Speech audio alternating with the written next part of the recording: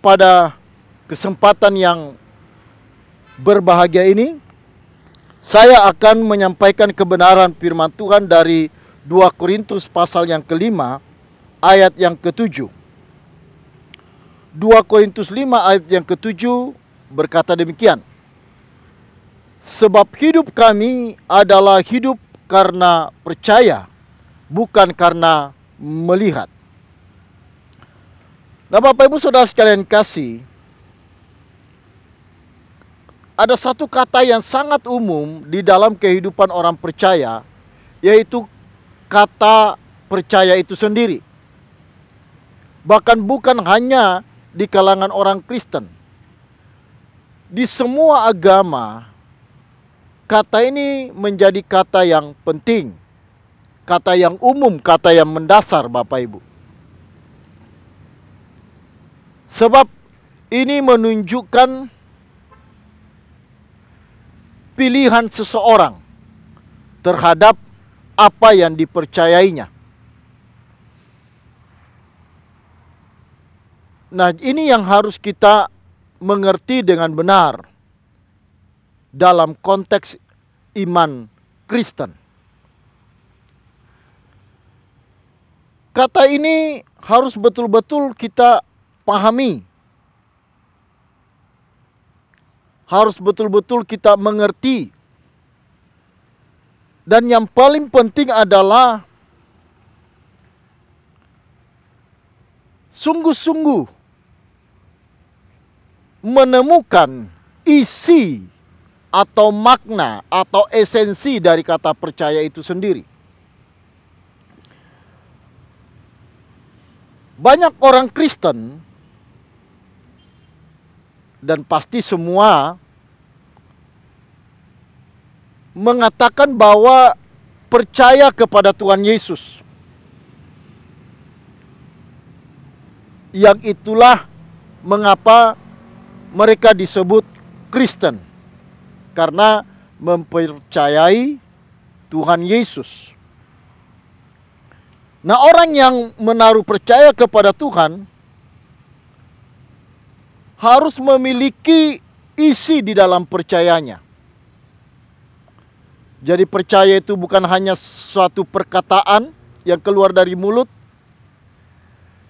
Percaya itu bukan sekedar setuju secara akal, setuju secara pikiran, bukan hanya sebuah pengakuan, walaupun memang dimulai dari sebuah pengakuan. Tetapi setiap kita harus sungguh-sungguh mengerti isi dari percaya kita tersebut. Nah, banyak orang yang mengaku Kristen, mengaku percaya kepada Tuhan Yesus, tetapi tidak mengerti isi kata percayanya tersebut. Karena itu kita mau belajar kebenaran ini, dan olehnya kita memperoleh pemahaman dari isi kata percaya itu. Kalau kita mengatakan kepada seseorang bahwa aku percaya kepada kamu, itu tentu tidak bisa dikemukakan kepada orang yang baru kita temukan. Kita tidak bisa berkata kepada orang yang baru kita temui di jalan, atau di pasar, atau dimanapun, dan berkata kepadanya, aku percaya kepadamu, tanpa ada dasar. Sebab kalau kita berkata kepada orang yang baru kita temui, atau orang yang tidak kita kenal, orang yang kita tidak kenal, orang akan bingung. Orang akan heran. Tak kala kita berkata, aku percaya kepadamu. Bagaimana mungkin kita bisa mengatakan aku percaya kepadamu, sementara kita belum mengenal dia dengan baik, dengan benar. Nah, Kalau kita berkata, aku percaya kepadamu, kepada seseorang, tentu Bapak Ibu Saudara sekalian kasih, itu memiliki dasar. Itu memiliki alasan mengapa kita berkata kepada orang demikian. Kalau kita berkata, aku percaya kepadamu, kepada seseorang, pasti ada urusannya. Pasti dalam konteks berurusan dengan seseorang. Apakah itu urusan bisnis? Apakah itu urusan pekerjaan? Atau transaksi? Atau urusan-urusan lain? Jadi tidak sekonyong-konyong kita berkata kepada orang lain, aku percaya kepadamu. Nah, Bapak Ibu Saudara sekalian kasih, kita harus memiliki isi dari kata percaya kita itu. Nah, demikian pula kalau kita berkata kepada Tuhan Yesus, aku percaya kepadamu Tuhan. Aku mempercayai Engkau sebagai Tuhan. Nah, ungkapan kita itu, perkataan kita itu tentu ada isinya Bapak Ibu.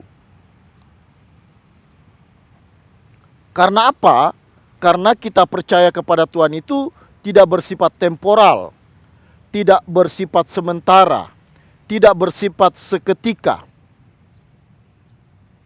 tidak bersifat sesaat, atau tidak hanya untuk urusan-urusan tertentu saja.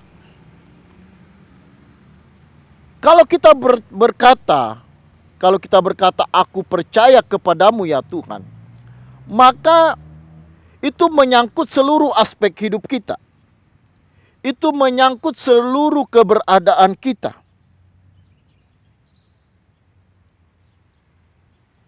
Ini sesuai dengan kata percaya itu sendiri.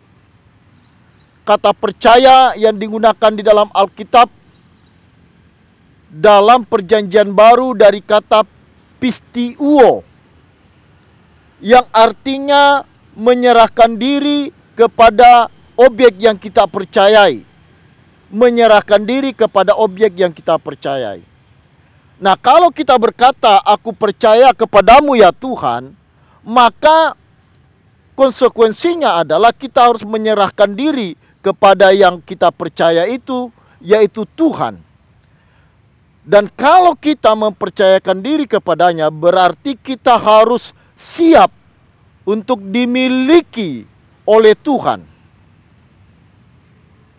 Kita tidak boleh merasa memiliki diri kita lagi, tetapi harus dimiliki sepenuhnya oleh Tuhan. Itu etimologi dari kata percaya.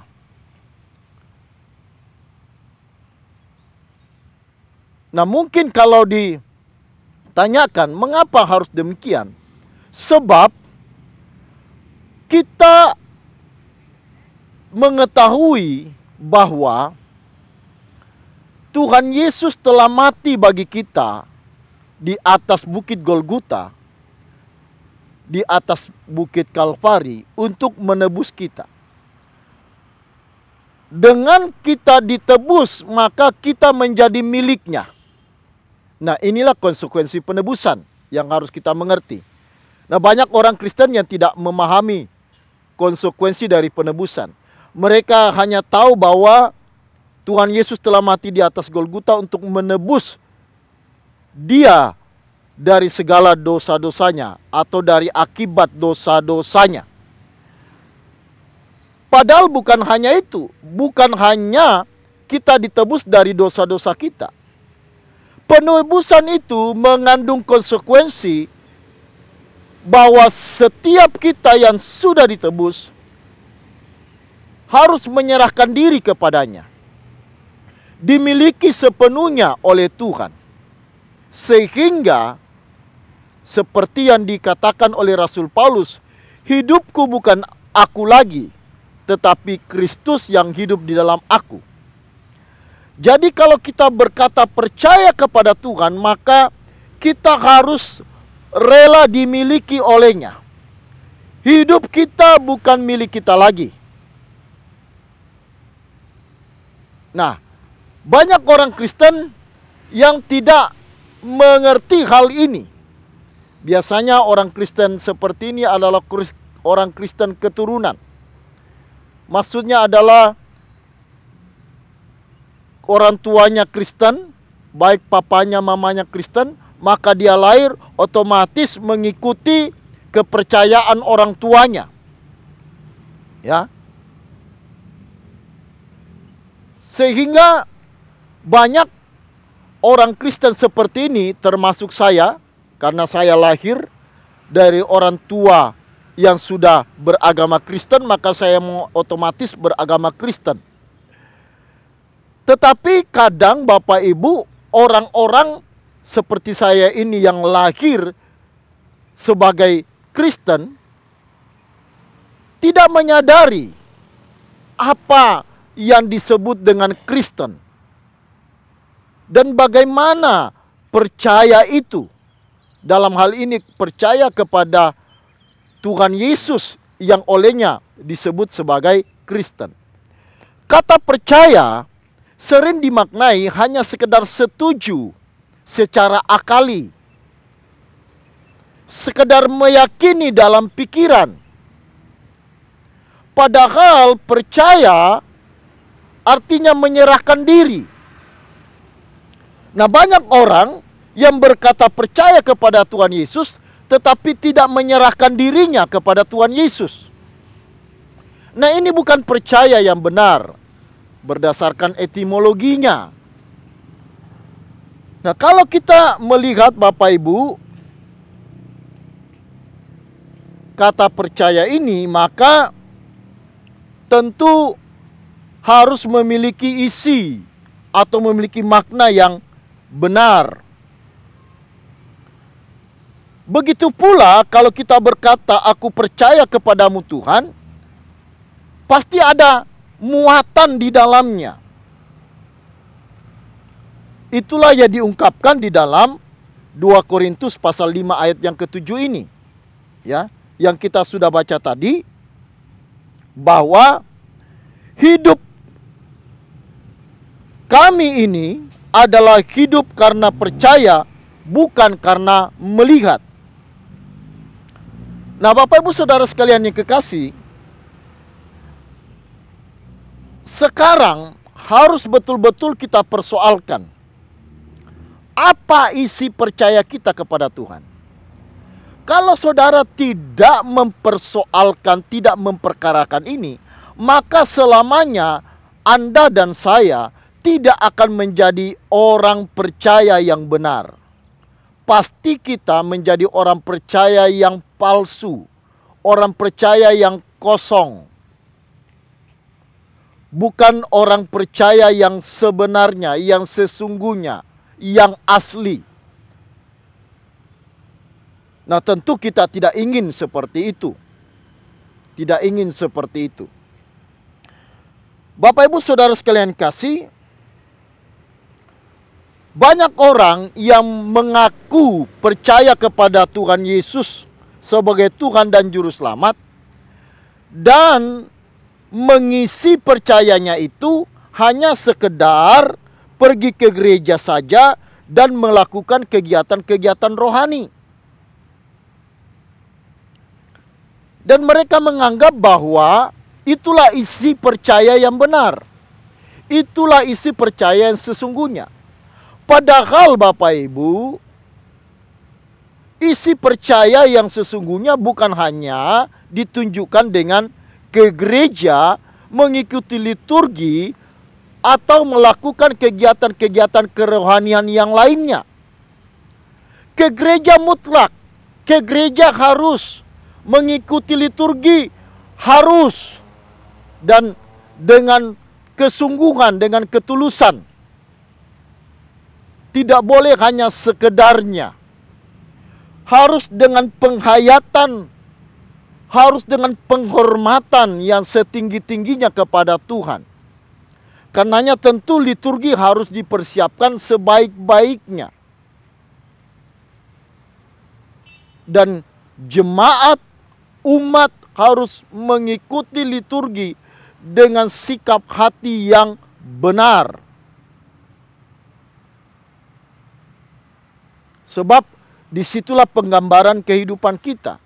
Kalau di gereja saja yang tidak lebih 2 jam, kita tidak bisa mengikuti aturan yang tersusun, termuat dalam liturgi, bagaimana dalam kehidupan kita sehari-hari.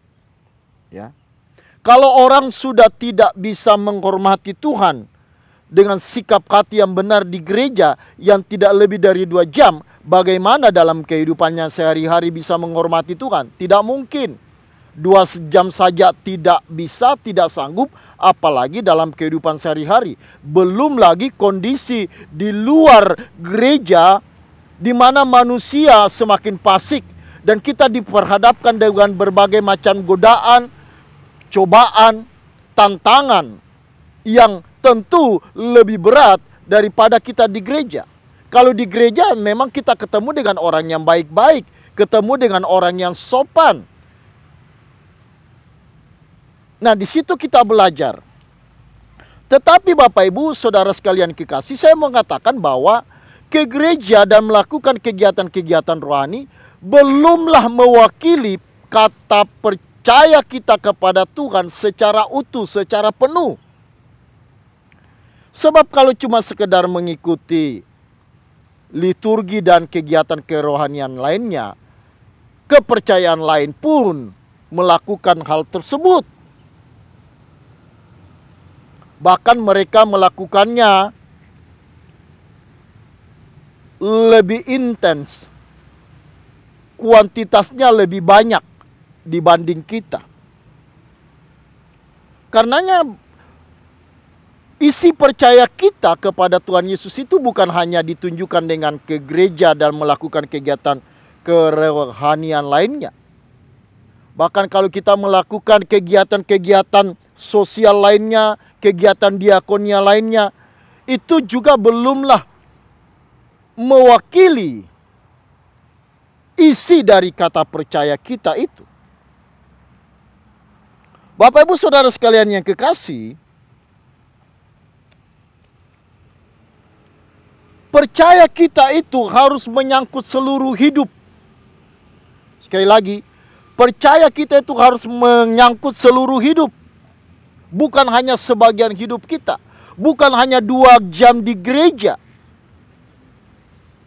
Nah, banyak orang Kristen percaya kepada Tuhan Yesus hanya 2 jam di gereja. Hanya pada saat mengikuti misa atau liturgi. Padahal kita percaya kepada Tuhan Yesus itu harus segenap hidup kita. Harus segenap hidup kita. Nah, Bapak Ibu Saudara sekalian yang kekasih, ini yang harus betul-betul kita renungkan. Isi percaya yang benar itu menyangkut seluruh keberadaan kita. Seluruh keputusan, pilihan, tindakan, bahkan ekspresi hidup kita setiap hari lewat apa yang kita renungkan, apa yang kita pikirkan, apa yang kita lakukan, itu harus sebuah atau mewakili percaya kita kepada Tuhan. Jadi jangan hanya bertuhan waktu di gereja, tetapi kita harus bertuhan setiap saat, dimanapun dan kapanpun. Nah, banyak sebenarnya orang yang mengaku Kristen hanya sekedar beragama dengan mengikuti ritual-ritual keagamaan Kristen, tetapi tidak bertuhan. Tidak bertuhan. Itulah mengapa mereka hanya puas bisa mengikuti kegiatan-kegiatan gereja, setelah melakukan kegiatan gereja, mereka merasa sudah menyenangkan hati Tuhan, sudah menunjukkan ekspresi percayanya yang benar. Padahal itu belum sepenuhnya. Nah, Bapak Ibu Saudara sekalian yang kekasih, kalau demikian Bapak Ibu, apa isi percaya yang sesungguhnya? Ya. Apa isi percaya yang sesungguhnya? Apa sebenarnya yang Tuhan inginkan atas hidup kita dalam mengisi kata percaya kita itu? Kalau seandainya ada dialog imajinatif antara kita dengan Tuhan, pada saat kita berkata, "Aku percaya kepadamu ya Tuhan," dan Tuhan akan berkata kepada kita, akan bertanya kepada kita, "Mengapa kamu percaya padaku?" Nah, kalau Tuhan bertanya kepada Bapak Ibu, "Mengapa engkau percaya kepadaku?" Pada umumnya orang Kristen menjawab, "Karena engkau adalah Tuhan dan Juru Selamat." Itu jawaban yang standar, yang umum, yang kemungkinan besar akan disampaikan oleh kebanyakan orang Kristen. Nah, persoalannya adalah kalau kita berkata, "Karena engkau adalah Tuhan dan Juru Selamat," kalau Tuhan bertanya kembali, atau Tuhan mengajukan pertanyaan selanjutnya, "Mengapa engkau percaya aku sebagai Tuhan dan Juru Selamat?" Jawab kita apa, Bapak Ibu? Tadi kalau Tuhan berkata, "Mengapa engkau percaya kepadaku?" Kita jawab, "Karena engkau adalah Tuhan dan Juru Selamat." Nah, kalau Tuhan bertanya seterusnya, "Mengapa engkau percaya kepadaku mengapa engkau percaya bahwa aku adalah Tuhan dan Juru Selamat?" Nah, mungkin kita atau banyak orang Kristen mulai diam dan bertanya-tanya. Atau paling tidak akan berkata, "Ya, karena memang engkau adalah Tuhan dan Juru Selamat." Nah, banyak orang Kristen mungkin hanya menjawab seperti itu. Karena apa? Karena pengertian mereka hanya sampai di situ. Dan kalau mau jujur, memang banyak orang Kristen hanya sampai di situ. Karena apa? Karena mereka tidak mau serius, sungguh-sungguh mengerti isi percayanya itu. Apa landasan, apa muatan dari percayanya tersebut? Kalau kita sekedar setuju bahwa Yesus adalah Tuhan dan Juru Selamat secara akali, percaya dalam pikiran, setuju dalam pikiran bahwa Yesus adalah Tuhan dan Juru Selamat, Dia Allah yang baik, saya mau katakan, iblis pun percaya kepada ketuhanan Yesus.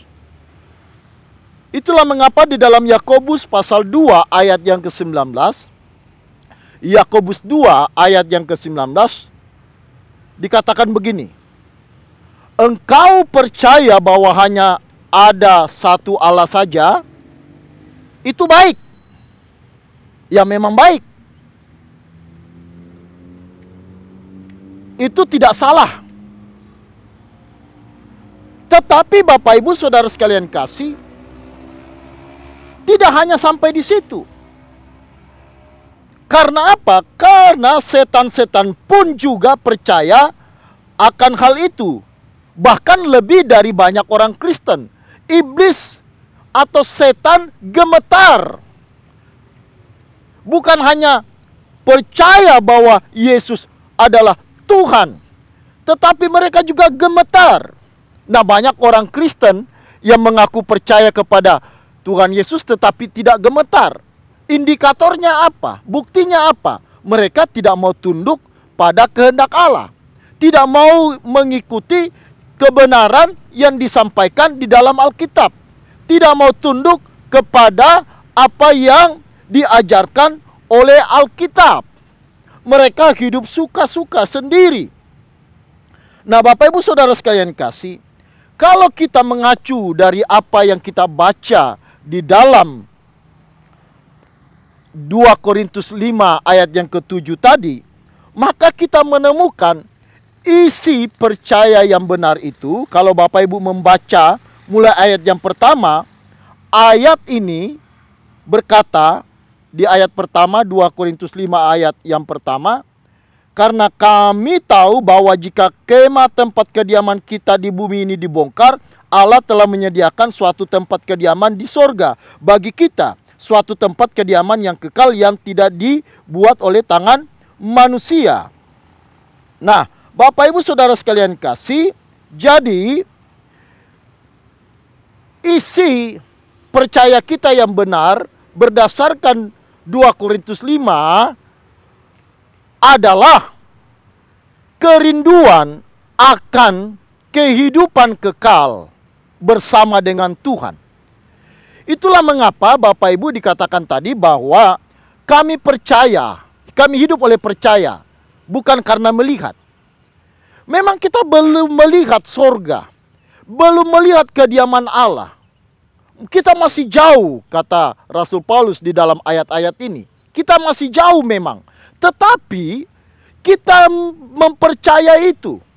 Nah, mengapa merindukan kerajaan kekal bersama dengan Tuhan menjadi isi iman yang benar? Sebab dengan demikian, dengan kita merindukan kehidupan kekal bersama Tuhan Yesus, maka kita belajar untuk hidup berkenan, hidup sesuai kehendak Tuhan.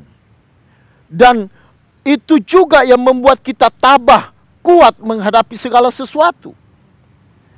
Jadi isi iman yang benar, maksud saya isi percaya yang benar adalah kerinduan akan kehidupan kekal bersama dengan Tuhan Yesus di kerajaannya, yang mendorong kita untuk melakukan kehendak Allah. Sebab apa? Di ayat yang selanjutnya Bapak Ibu, kalau Bapak Ibu membaca ya, di dalam ayat ini, di ayat yang selanjutnya, di ayat yang ke-9 dan ke-10 misalnya, dikatakan bahwa kita akan menghadap pengadilan Kristus, pengadilan Allah, di mana kita harus mempertanggungjawabkan hidup kita, mempertanggungjawabkan perbuatan kita selama kita di bumi, apakah itu baik ataupun jahat.